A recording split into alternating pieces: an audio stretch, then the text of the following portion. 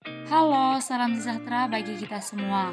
Perkenalkan nama saya Elsa Teresia Brukaro dari kelas KM 403, mata kuliah Psikologi Komunikasi, Prodi Ilmu Komunikasi Universitas Siber Asia. Di sini saya akan membawa materi tentang konsep dan proses memori dan berpikir dalam psikologi komunikasi. Sebelum saya membahas tentang konsep dan proses memori dan berpikir dalam psikologi komunikasi, kita akan mencari tahu apa sih psikologi komunikasi. Nah, jadi psikologi komunikasi itu adalah ilmu yang berusaha menguraikan, meramalkan, dan mengendalikan peristiwa mental dan behavioral dalam proses komunikasi. Psikologi berhubungan dengan proses mental dan perilaku manusia. Proses mental mengacu pada kognisi dan afeksi, sedangkan perilaku dan tindakan adalah apa saja yang dilakukan oleh manusia termasuk dalam bentuk komunikasi. Selanjutnya, kita akan membahas pengertian memori. Apa itu memori? Jadi, memori adalah sistem yang sangat berstruktur yang menyebabkan organisme sanggup merekam fakta tentang dunia dan menggunakan pengetahuannya untuk membimbing perilakunya.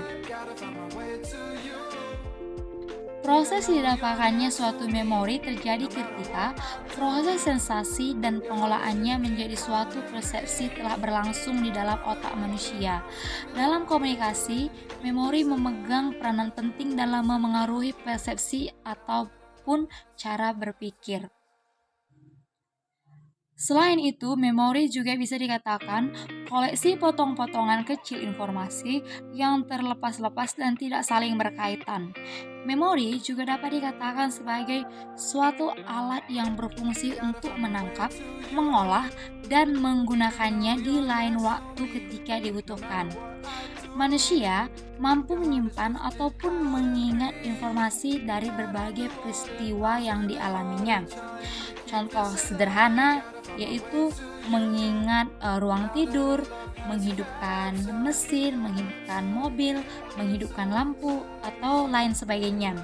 Contoh tingkat tinggi yang membutuhkan kerja otak yaitu contohnya acara yang diagendakan besok atau jadwal yang diagendakan untuk besok. Di dalam memori juga ada proses yang terjadi. Jadi, ada 3 proses terjadinya memori. Yang pertama, proses pengkodean atau encoding, dan yang kedua, proses penyimpanan, dan yang ketiga, proses mengingat atau retrieval. Proses penyimpanan. Jadi, pada tahap ini terjadi pengendapan informasi yang telah terkode dalam suatu tempat tertentu. Ketika kita telah mempelajari sesuatu, biasanya akan tersimpan dalam bentuk jejak-jejak atau threads dan bisa ditimbulkan kembali. Jejak-jejak tersebut biasa juga disebut dengan memory threads. Walaupun disimpan, namun jika sering digunakan, maka memori threads tersebut bisa sulit untuk ditimbulkan kembali, bahkan juga hilang. Ketika jejak tersebut hilang, maka akan terjadi fenomena yang kita sebut lupa. Selanjutnya yaitu proses mengingat. Proses mengingat kembali dari apa yang telah disimpan pada tahap kedua tadi. Mengingat kembali merupakan suatu proses mencari dan menemukan informasi yang disimpan dalam memori untuk suatu keperluan atau kebutuhan. Proses mengingat diketahui dengan 4 cara sebagai berikut.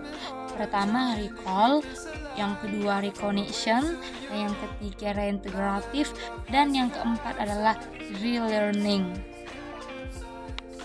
Ada 3 jenis memori, yaitu yang pertama sensory memory.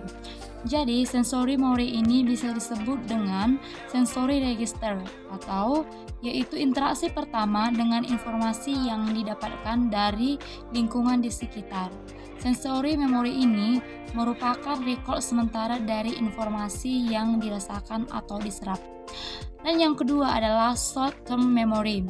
Short term memory ini adalah proses fisiologis di mana stimulus yang diterima oleh panca indera akan diterima oleh saraf sensoris dan dilanjutkan ke otak. Dan yang ketiga yaitu long term memory.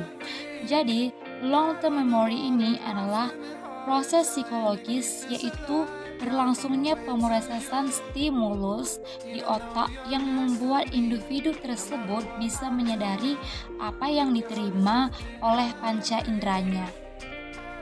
Proses memori dan pengertian memori dalam psikologi komunikasi sudah kita ketahui.